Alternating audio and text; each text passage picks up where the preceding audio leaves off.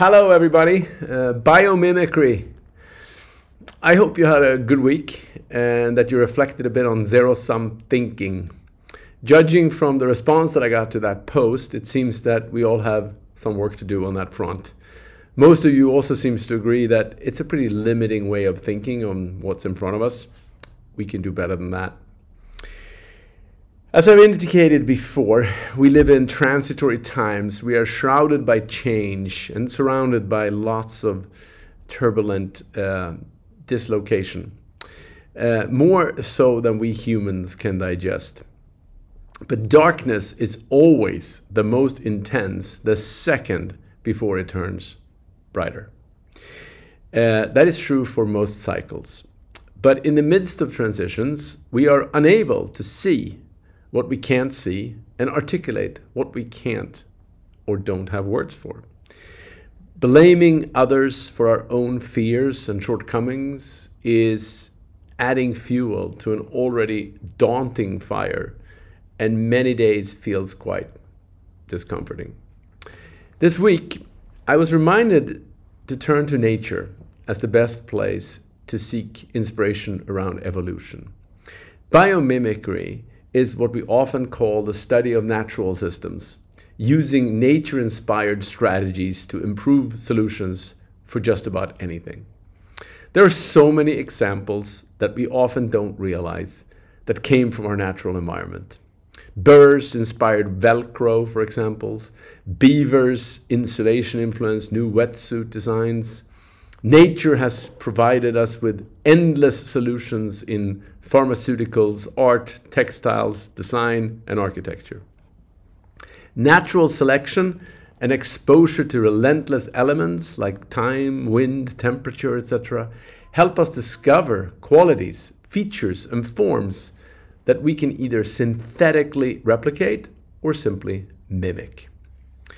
Chip Conley describes the U-curve of life and how we can think about our low points as chrysalis rather than crisis, which is what triggered my biomimicry reflections this week. So thank you, Chip.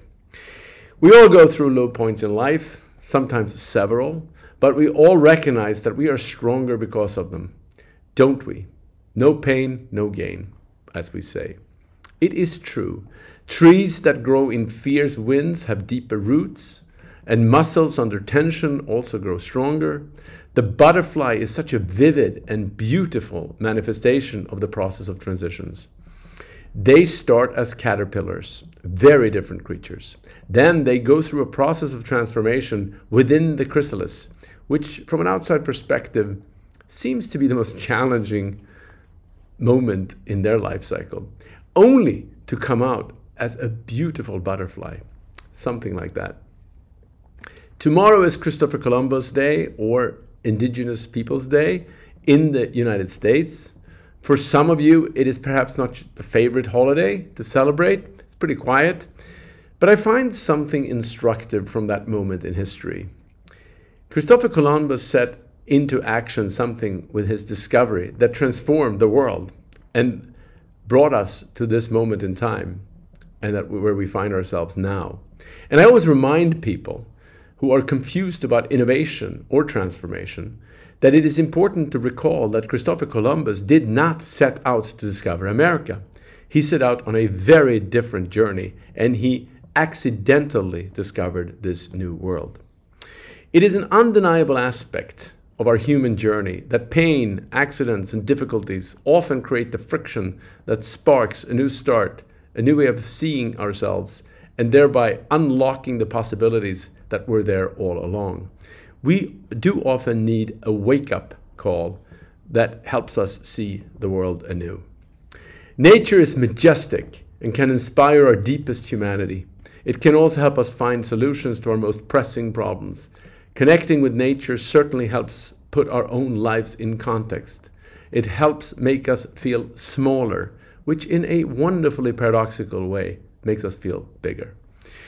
If you want to read Chip's post, I link to it here. You can also watch a short video on the chrysalis crisis transformation that I link to. So on this hopefully beautiful Sunday, let's walk out and breathe in the wonder of nature. It's free from judgment. It doesn't hold political views. It will be there long after we are gone.